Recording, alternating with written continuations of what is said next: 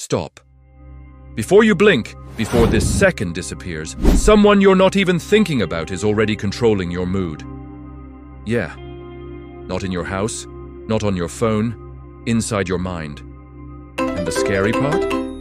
They don't even know they're doing it. Negative people don't ruin your life by being loud. They ruin it by living rent-free in your thoughts. The comment they made 3 years ago. The doubt they planted casually. The energy they drained without touching you. Today, I'm not going to tell you how to just ignore negative people. I'll show you how to evict them from your mind permanently. Here's the truth nobody tells you. You don't suffer because of negative people. You suffer because your brain keeps replaying them. Your mind is a looping machine, and negativity is its favorite rerun.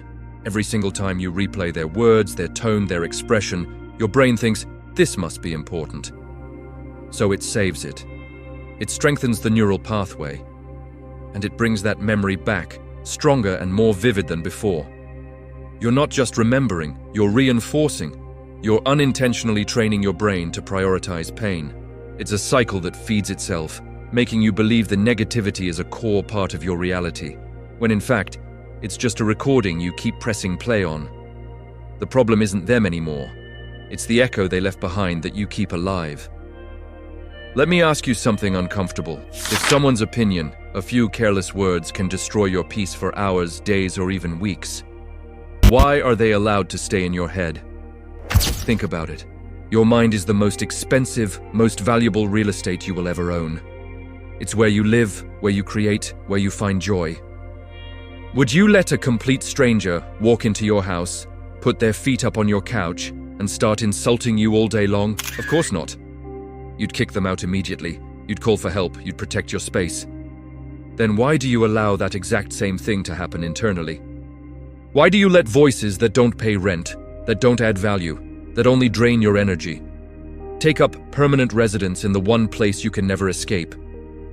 The moment you see your mind as a sacred space, not a public forum, everything changes. So, how do we start the eviction process? Here's the first mental technique, and it's a simple one. Name the noise. The moment a negative thought or a replayed memory appears, I want you to mentally label it. Don't argue with it. Don't get emotional. Just name it. Say this in your head. This is not reality. This is conditioning. Not, I'm weak for thinking this. Not, maybe they're right, just conditioning, or you can call it the loop or the old story. It doesn't matter what you call it, as long as you give it a name. The instant you name it, you create a separation. You are no longer the thought, you are the one observing the thought. And this is critical. Observation kills emotional power. It turns you from the victim of the thought into the scientist studying it. It takes the power away from the voice in your head and gives it back to you, the conscious observer. Now for the second technique, mental volume control. Negative people are loud in your head because you give them the microphone and turn the volume up to full blast. So, let's lower it. Literally. When their voice starts playing in your mind, I want you to visualize a volume knob. See yourself reaching out and turning it down. Imagine their voice shrinking, getting quieter and quieter until it's just a faint whisper. Then, take it a step further. Make it cartoonish. Imagine their voice high-pitched and squeaky, like a chipmunk. Make it sound ridiculous.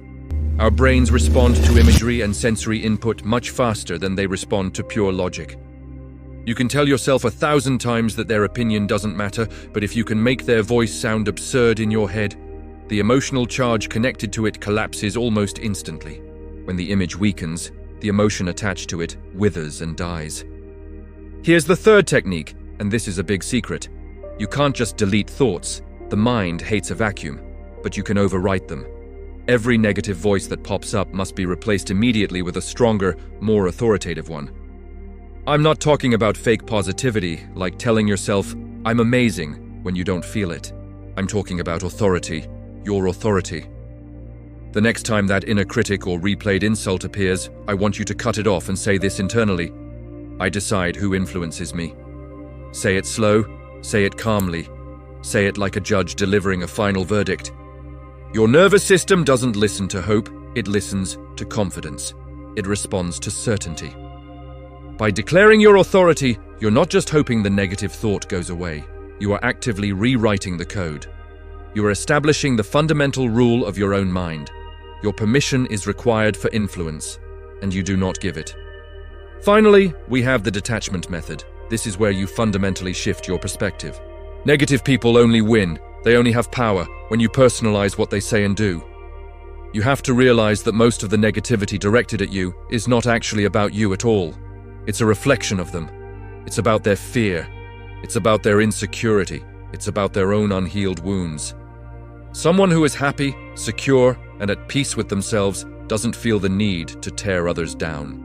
When you truly understand this, their words lose their poison. They stop being personal attacks and simply become data about the other person's internal state. They stop being attackers and just become background noise.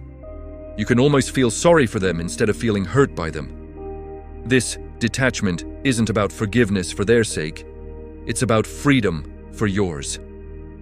Listen to me very carefully. True peace is not about removing all the difficult people from your life. Sometimes that's impossible. It's about removing their access to your mind. You don't need revenge. You don't need an apology. You don't even need closure from them. What you need are mental boundaries, fortified and non-negotiable.